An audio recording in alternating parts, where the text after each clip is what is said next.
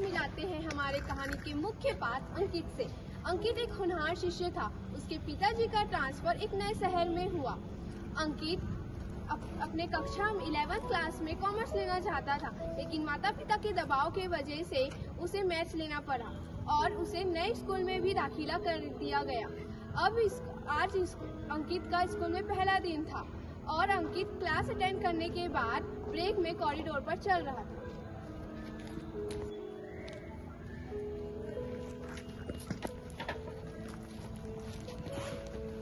ये छोड़ो, नया क्या? भैया कौन सा क्लास में पढ़ता है? 11th। चल 50 बार उठा बैठा मार। क्या भैया, क्यों?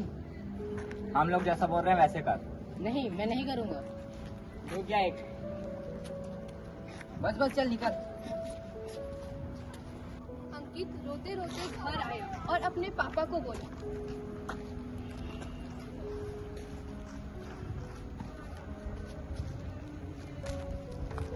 पापा, मुझे स्कूल में कुछ बच्चे परेशान करते हैं। हाँ बेटा, होता है। एक बार करेंगे, 2 बार करेंगे, फिर छोड़ देंगे। जाओ अपने रूम में।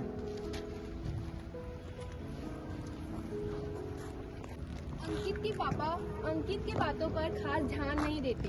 फिर अगले दिन वही लड़के अंकित को परेशान करते हैं।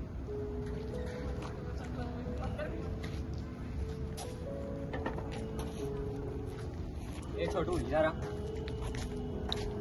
जा बाजू के दुकान से सिगरेट लेके आ। क्या? मैं ये नहीं लाऊंगा, ये गलत है। बोला ना जा लेके आ। तो याद है ना कल क्या हुआ था? रोते रोते घर गया था।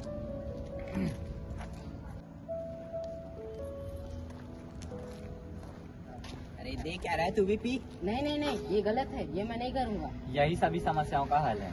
नहीं, पर मैं ये नहीं करूँगा। अरे कब तक छोटा बनकर रहेगा? तू भी पी। नहीं, ये मैं नहीं करूँगा। अंकित रोते रोते अपने घर गया और तभी उतना ही समय पास की एक आंटी आई। क्या हाल चाल अंकित? सब ठीक आंटी जी। वैसे टाइम पे कितने नंबर आए थे? 80%। बस 80%? मेरे बेटे की 98% आए थे, तुम्हारे सिर्फ 80% आए हैं। देख लो दीदी क्या करेगा ये आगे। मैं चलती हूँ। सुना तुमने उन्होंने क्या कहा? उनके बेटे के 98% और तुम्हारे सिर्फ 80%। अगर नेक्स्ट टाइम अच्छे मार्क्स नहीं आए ना तो तुम्हारा घर से निकलना खेलना बंद। अगले दिन अंकित अपने स्कूल से आया और अपने रूम में हताश होकर बैठा हुआ था।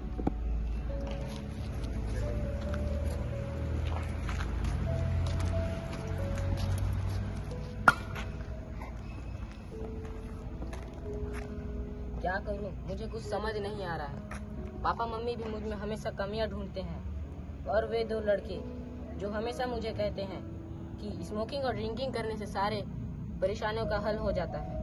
क्या करूं? मैं कुछ समझ नहीं पा रहा। क्या मुझे स्मोकिंग और ड्रिंकिंग का सहारा लेना पड़ेगा?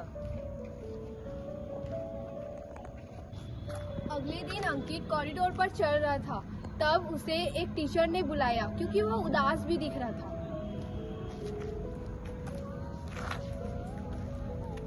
अंकित सुनो, जब से तुम इस स्कूल में आए हो शांत से रहते हो, क्या हुआ? कुछ दिक्कत है? नहीं सर, कोई दिक्कत नहीं। अगर कुछ दिक्कत हो तो मुझे बताना। बता। मुझे सारे टीचर्स और स्टूडेंट मुझे तंग करते हैं, परेशान करते हैं और वो सब मेरा मजाक उड़ाते हैं। मुझे ये पसंद नहीं आता। क्या मुझ में कोई भी टैलेंट नहीं है? क्या मैं कुछ भी काम सफल नहीं कर सकता? क्या मैं जिंदगी में सफल हो पाऊंगा? हाँ, बिल्कुल सफल हो पाओगे। देखो अंकित, हर आदमी के अंदर एक अलग अलग खूबी होती है, कुछ अच्छी खूबी होती है।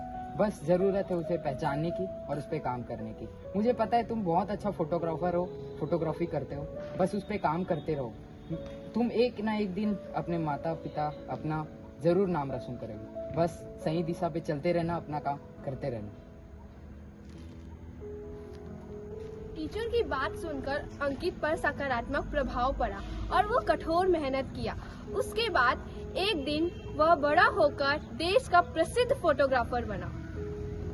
हम सब ने ये ठाना है, चाइल्ड डिप्रेशन को जड़ से मिटाना है। आओ देश को ये बताएं, जितना जरूरी है शारीरिक स्वास्थ्य, उतना ही जरूरी है मानसिक स्वास्थ्य। धन्यवाद।